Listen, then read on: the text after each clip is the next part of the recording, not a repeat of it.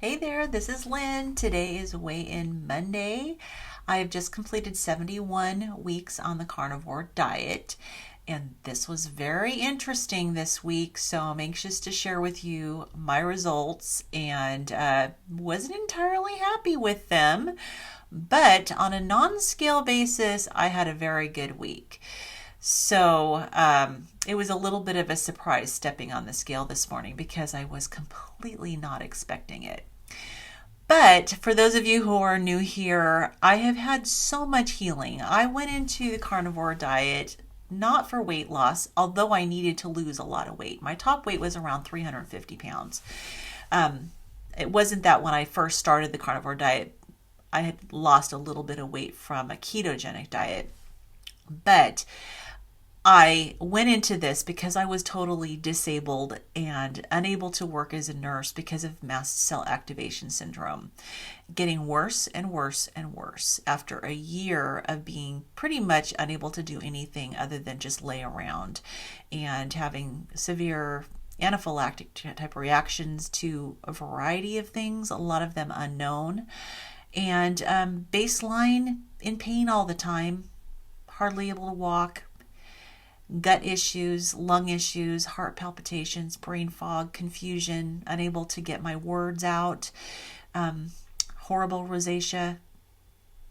I mean, the list goes on. Urinary issues, bladder irritability, bone pain, muscle pain, joint pain, just pain. It was just a miserable existence and getting worse. So I have experienced so many amazing benefits from the carnivore diet, and to be in a situation where I'm actually like looking at my weight now and going, okay, well, I've got about 50 pounds to go, and so now I don't have to focus quite so much on mast cell disease, but focus on trying to get that extra 50 pounds off. I still need to keep it very low histamine, and I've been playing around with the histamine. I've kind of found a little bit of a sweet spot there with the histamine, and haven't been having any issues with throat swelling, tachycardia, the severe hypertension. No trips to the ER for a long time now. Haven't needed to take my rescue medications for a long time now. So many amazing things. And obviously, my rosacea is gone. It's like I feel that this is really, and I've mentioned this many times, it's a reflection of the gut healing that has taken place, and my skin is doing so much better. But, okay, so last week, I have been dealing with having problems with sleep for a long time, and so I was really determined that I was going to tackle this sleep issue this past week, and my weight has been really stalled. I have to factor in, I also stopped my thyroid medication the end of July, and potentially that could be a contributing factor. I haven't been retested yet for the thyroid, had another thyroid panel, and so there's a possibility that could be contributing to the stall. But there are other factors too, because I have been exploring some higher histamine foods occasionally. For a while there, I was having dairy, and I know that can cause issues with stalls. And I was having, just exploring some other things with food, and I've incorporated more eggs into my diet. So there's a lot of factors, and I don't usually like to have too many factors change at once, because then it's really difficult to figure out, like, why am I in a stall? And it's very unscientific, but there's something that happened when I hit that 100-pound weight loss mark where I felt this freedom to try experimenting with some things. I don't necessarily think that was a good idea, but that's kind of where my brain went. And again, I do worry that there's a little bit of that addictive nature that creeps back in, and I'm really trying to curb that. So I did stop the dairy, and it did seem to help a little bit. I was getting a little bit of a decline in my weight. I was dropped a couple of pounds, but it was nothing like before. I mean, for the first maybe 13 months or so, I was losing very often I was losing 2 pounds a week. And see, I can't even talk. But I was losing, 2 pounds a week, sometimes 4 pounds. I realized that was kind of excessive.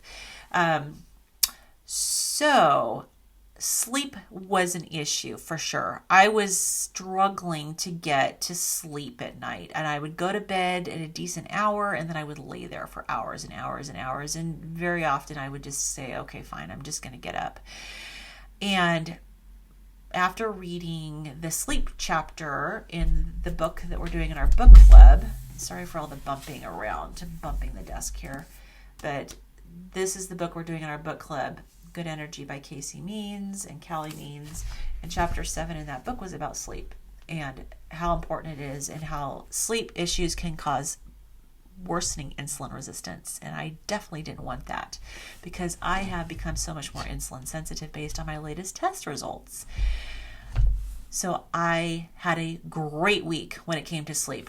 I got up early. I got up before sunrise every day. I went for a walk every morning, and I took off my glasses so that I could get those photons in my eyes like she recommended. And so every day I was getting some exercise first thing in the morning. My sleep was so much better. I was able to get to sleep most of the nights. Maybe there was 2 exceptions, but 5 out of 7 from 0 out of 7 is a huge improvement. And so that was good. I had been having a lot of issues with dizziness recently, and I think that might have been maybe a combination of sleep issues and too much higher histamine foods. So backing off of the histamine foods, getting more exercise, getting this sleep resolved, the dizziness has definitely dramatically improved. And I'm really glad about that because that's something I deal with dysautonomia, with the mast cell disease. The dizziness is an issue. And I also went to see the naturopathic doctor, not the naturopathic doctor that I see for my Mast Cell Activation Syndrome, but a different naturopathic doctor who I have seen before. It's more of a primary care situation with her, but she also has a lot of experience when it comes to mold. And I have tested positive twice with the mycotoxin test. The second time it was better, but an extra mold species popped onto the radar. It wasn't a lot, but it was at least on the radar. It wasn't there before, and it was one that was a little more concerning. So I wanted to go back and talk with her and get a plan together to reevaluate where I'm at from a mycotoxin standpoint. And if you're new here, I had a professional mold inspection of our home, and our home is pristine, no issues. And so I'm curious as to whether or not it possibly could have been my CPAP machine, which I don't have to use anymore because I've cured my sleep apnea. So I haven't used my CPAP machine for months. But I do think I still have some issues with mold because I do have some symptoms. Now, she gave me a recommendation to read a book called Breaking the Mold by a doctor named I think it's Jill Krista, Crista. I'll put a link in the description. I took an evaluation at the beginning. I ordered it. I'm already reading it. I took an evaluation at the beginning of that. You check the boxes of all these symptoms, and it tells you based on what you checked whether you probably have a mold issue. And yes, I was kind of at that high level of probability that I still have mold issues. So I have to get this taken care of. And perhaps the mold issues could be contributing to the symptoms that I'm still experiencing, which are primarily from here up. Sinuses, ears. I have a skin condition behind my ears, which I don't know if that might be from the mold, but I have tinnitus in this ear. I have full feeling. Often I get stuffy and congested. And so often I'll say, and sometimes like blurry vision, and the vision thing will come and go. I've had my optometrist check my vision, and he said it's not an issue with my vision getting worse. In fact, last time I had my optometry appointment, my vision was better. So anyways, she ordered another mycotoxin test. So I'm going to get that done. That's going to come in the mail. It's a urine test that has to be done, and it has to be frozen and then shipped frozen and all of that. So I'll get those results. We'll see where I'm at with that. And we also are testing me genetically. Well, I had an ancestry. I submitted my DNA for Ancestry.com quite a few years ago, and we're going to pull that raw data and see if I have the MTFR mutation, and there's some other things that it'll show. So we're doing that test. We're also doing some more labs. I'm going to get that done on Wednesday. We're going to retest a bunch of labs and see where I'm at. And so I'm really anxious to find out how all of these tests come back. I don't recall if she's retesting my thyroid or not, but my other naturopathic doctor is the one who said, let's do this trial off of the thyroid medication. So there are many, many factors going on. But the question is, what has changed? Could it be the lack of the thyroid medication that has put me at a stall? Could it be the dairy? Potentially. But I stopped the dairy. Yeah, so lots of questions here. I am definitely feeling better, so that's good. I appreciate the fact that I'm feeling better. All right, so I'm going to go to my results, and I'm going to tell you, first of all, show you what the results are, and then tell you what my theory is. Okay, so I was shocked when I weighed in this morning 3 pounds heavier. 3 pounds. I don't feel 3 pounds heavier. I don't feel like I look 3 pounds heavier. Those size 16 jeans that I was excited about fitting in last week, they still fit fine. I asked my husband, do I look 3 pounds heavier? He said, no, you don't. In fact, very often I've been getting these comments that, oh, you're looking thinner. So I'm confused. I was so confused, and I was just like, what on earth is going on? And I realize I sound all squeaky right now. That's what happens when I get all excited. My voice sounds squeaky. I do have a deviated septum, so I struggle. I don't the ear, nose, and throat doctor said that I get less than half of the air through my nose that most people get. So my voice does tend to get that squeaky annoying. So I'm sorry for that. Okay, I'll calm down and I'll try to get my voice sounding better. Okay, but I was shocked when I got on the scale this morning. I thought, what on earth? How could I gain 3 pounds? My sleep is better. I've been walking every day. It's not 3 pounds of muscle. So I weighed in at 239.6, which is exactly 100 pounds less than my initial starting weight when I first weighed in. I started at May 31st of 23. It was 2 days after I started the carnivore diet. So I was probably over 340 when I started officially, but I didn't weigh in until 2 days later. Shouldn't have done that. I should have weighed in right away. But anyways, it is what it is. But I was pushing 103 pounds as far as scale weight loss, and now I'm back to just 100, which I'm not going to complain about, but I have to troubleshoot this because I want to figure out why. I mean, I don't want to, I'm not panicking too much, but I'm a little freaked out. This is kind of, other than when I was in Texas, when I had that 5-pound weight gain, which was probably from travel. This is the most I've ever gained in 1 week. But again, I do have a theory as to why. So when I look at the breakdown with my metrics, my fat-free body weight stayed exactly the same. So even with all the walking, the muscle mass stayed the same. My bone mass stayed the same. That visceral fat went back up to 18. I was so excited last week when it went down to 17 and it seemed to be staying at 17. No, it's back up at 18. So the entire 3 pounds of gain was all fat. I can't go and say, well, no, it was muscle, because it wasn't. It wasn't fluid. It wasn't bone. It was fat. But my basal metabolic rate did go up a little bit. Just a tiny bit. I'm really struggling to get it over the 1600 point. It's been hovering in the 1590s for quite a while. It started out at 1331, so it's definitely improved. But I think the walking hopefully is impacting the basal metabolic rate. And of course, it's going to be a while before my metabolic age reaches my actual age, because my actual age is 56 and my scale still thinks I'm 63. I have to have so many more metrics improve before I even see that number budge. And I have come to terms with that. For those of you who've been around for a long time, you know that that was a big struggle for me and for quite a while.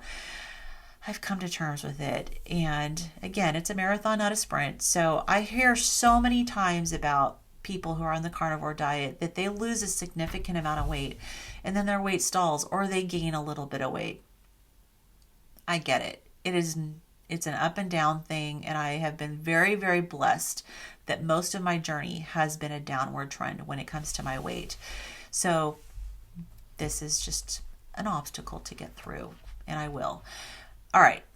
So my theory is that I've been eating too much dietary fat.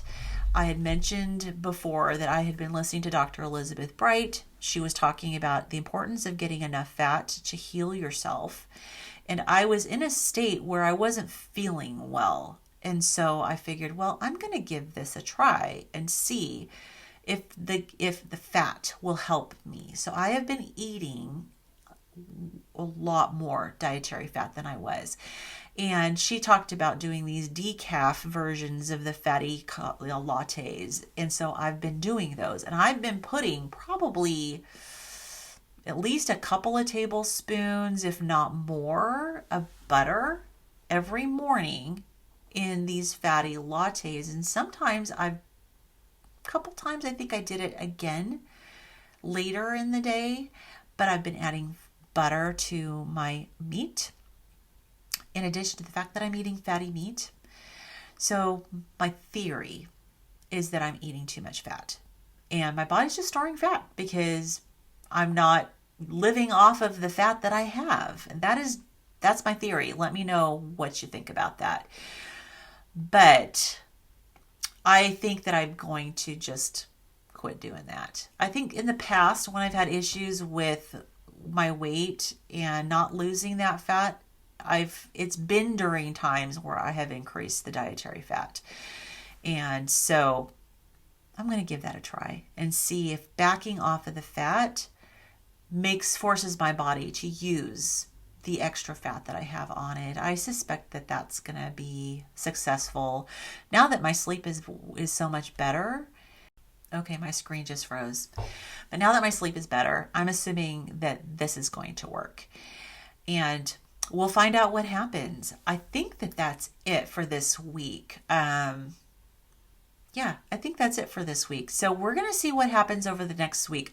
I'm not going to change anything with the new schedule. And I am getting up early every day, even the weekend. No sleeping in. I want to get my sleep schedule to be pristine. And so this morning, my husband's off work. We took a long walk. So it's like 10:30 in the morning for me right now. I have already gotten almost 6,000 steps in. We took a long walk this morning, and my doctor wants me to get my steps daily over 8,000, and I have been struggling to do that. Years of being sedentary. It's difficult for me to incorporate that many steps into my day, but I am working on it, and I'm pretty optimistic that I'm going to get there. I'll probably take another walk later today and just see if I can get over the 8,000 steps. And I've been doing better than I was before. When I was completely disabled, I would be lucky if I got 200 steps in a day. But lately I've been getting closer to 3,000, 3,500. And so I'm easing my way up towards the goal of 8,000. It's got to be a lifestyle. And that's the part that's challenging for me because I am now retired. I'm not working anymore as a nurse. I'm working with Healing Humanity, which is a lot of work at my desk and work on the computer. And so I got to figure out a way to incorporate those steps into my lifestyle, and making sure I'm getting up at least once an hour and doing some walking around and getting fit, getting on my rebounder, all of that stuff. So, anyways, I am rambling on again, which I tend to do, but lots of work to do this week.